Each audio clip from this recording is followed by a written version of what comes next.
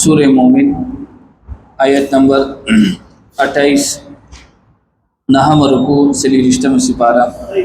सफ़ा नंबर 27 अऊज़ु बिल्लाहि मिनश शैतानिर रजीम बिस्मिल्लाहिर रहमानिर रहीम وقال رجل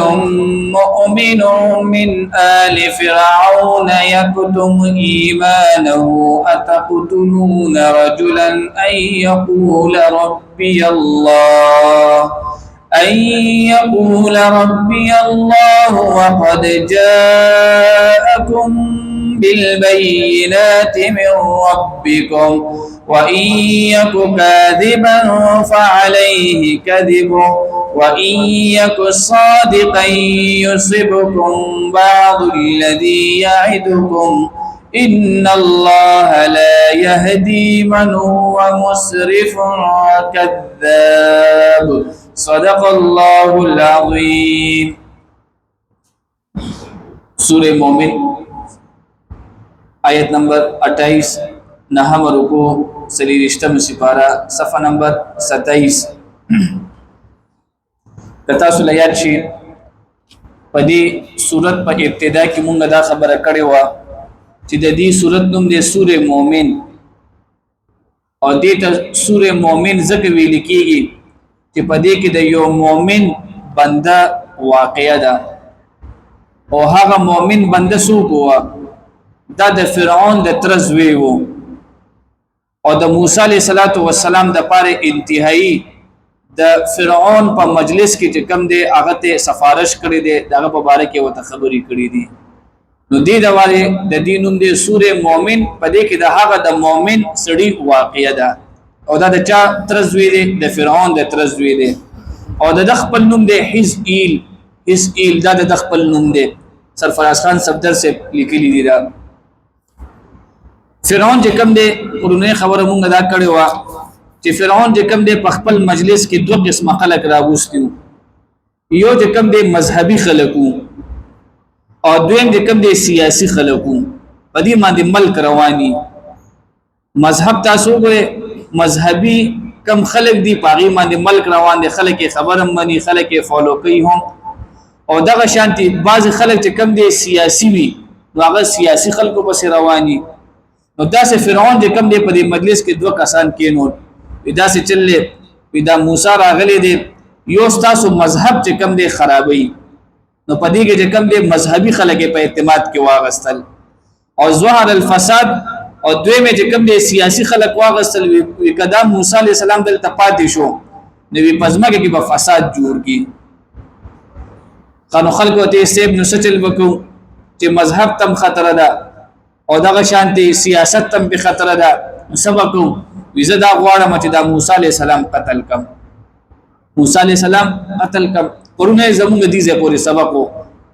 نو چې کله فرعون د خپل فیصله سناو کله چې زه دا غواړم زما دا اراده ده چې موسی عليه السلام قتل کم نو دغه وخت کې کوم دی د فرعون د ترزوی را پاسېدلو زړه کې سوچ وکړو چې دا زما ترزوی دی که چرته زوته د الله تعالی صحیح لار نه خېما او د موسی علیہ السلام قتل کو د الله عذاب به پیرایشي او دویمه دا خبره ما په موسی علیہ السلام باندې ایمان راوړی دی هغه پیغمبر دی که چرته د موسی علیہ السلام مدد اونہ کمانو الله ورانه په آخرت کې تپوس کوي چې زما د پیغمبر خلاف د قتل منسوبه روانه تبګي سکړي دي نو دا دوه خطرې دا دوه خبرې د محسوس کړي یو دا چې دا مې د ترزوی دی دا زما یو وینه ده که فرعون چرته موسی علیہ السلام قتل کو د الله عذاب به پیراشي ټول خلک به وسره غرق شي اور دویمه چې کم دی همدردی چا سره و د موسی علیہ السلام سره یره دا مې چې کم دی پیغمبر دی ما په ایمان راوړی دی که چرته دا هلاکه کلو او ما وته د موسی علیہ السلام حقیقت بیان نکلو نو مانه بسوک تپوس بیا کوي الله برانه تپوس کوي د پیغمبر خلاف خبره روانه تابو کې څه کړی دي نو دی وته را پاسې دلو ودا سه چلې وسیب فرعون توس دی وی دا مؤمن سړی وسیب ته داسې سړی قتلې داغه یو میشن دی او هغه ډیر آسان میشن دی وی هغه وی چې ربي الله زما رب دی چې دا خبره فرعون اوریدل انورم غبرو شو ير دا خپل خاندان کې کسر اوچت شو. نو دا موسی علیہ الصلوۃ والسلام میشن څه دی؟ اول توحید دی چې عبادت صرف د الله پکار دی، او دوی چې کم دی رسالت وته بیان کو. وی موسی علیہ السلام چې راغلی دی کنه دا د الله پیغمبر دی، او وی د سره چې کم دی معجزې دي. پهلنې معجزه وی سیب تا کتلې دا لاس چې کم دی پترخ کې ورومنډي چې رو باسي وی دا لاس چې کم دی پړکیږي وی دا موت ان شو کوله. او وی سیب دې معجزه وسره دا پکما همسا باندې چې کم دی ګرځيږي، پکما همسا باندې چې کم دی ونی هغه چې کم دی سنډي موقع همسا چې کم دی هغه چې لړکی داغه نه اجتها جوړ شي. دی د سره چې کم دی معجزې دي، او معجزه څه دی ویل کیږي چې عام سړی داغه نه عاجز وي، زه نشم کولی ته نشي کولی. نو یو میشن ادا دی چې د الله دعوت چلی، دویم میشن ادا دی چې څه شي دی د الله تعالی معجزې دي وسره. دی وسیب داسې چللې کچرته دا سړی صادق وي صادق وي نو هم به هم دنیا ته بخکار شي، او کدا سړی مثلا خدای مکه دروغجن دی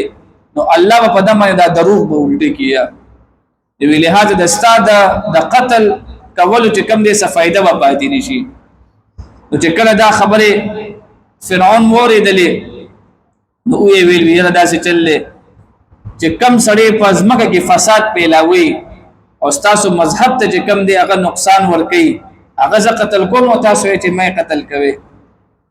نو په دې نن سبق کې په مجلس کې چې کم دی د فرعون دا طرز وی را پاسېدلې دي او د موسی علیه السلام په حق لکه څه کړی دی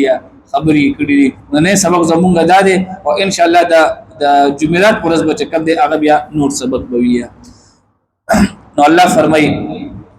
وقال رجل او ویل یسړي مؤمن چې هغه ایماندار وو یا مؤمن وو مسلمان وو ایمان را وړي وو په موسی علیه السلام باندې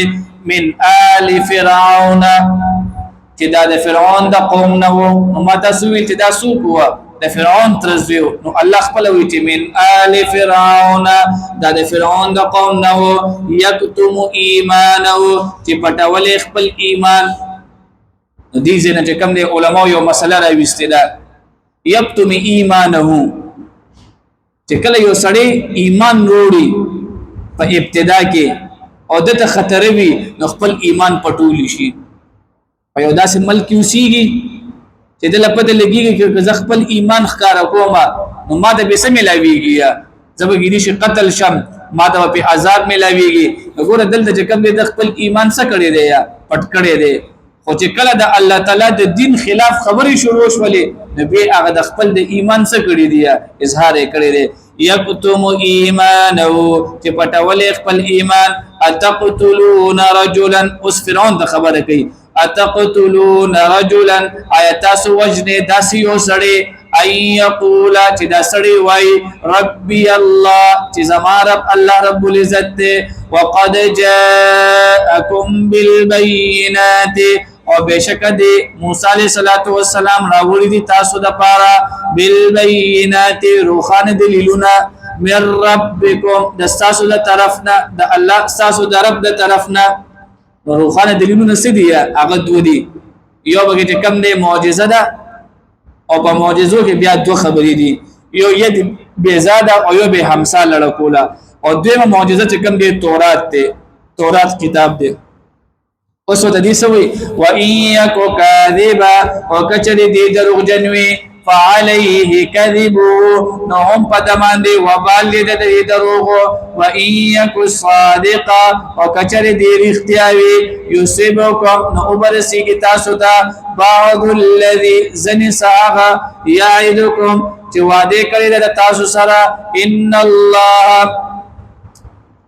وکچرت دې دروغ جنوي نو با د دروغ وبا په دمان دی راشي. او کدی چرته صادق وي د الله تعالی صحیح پیغمبر وي او مونږ چې کوم دې د خبره اون منله دی الله تعالی چې پچا چا باندې عذابونه راوستي دي یو دغه شانتي عذاب الله په مونږ باندې مراولي. مطلب دا دی چې زمونږ نه مخکې سونه امتونه تیر شي وي دي او هغه د پیغمبر خبره نه ده منلې نو الله هلاک کړی دي دغه شانتي عذابونه په چا باندې راشي په موږ باندې به راشي ان الله لا يهدي بشک الله لا نخي من هو مسرف هغه چاته چې هغه د حد نه تیریدونکي دي کذاب او دروغجنوي یا قوم واخر دعوانا الحمد لله رب العالمين.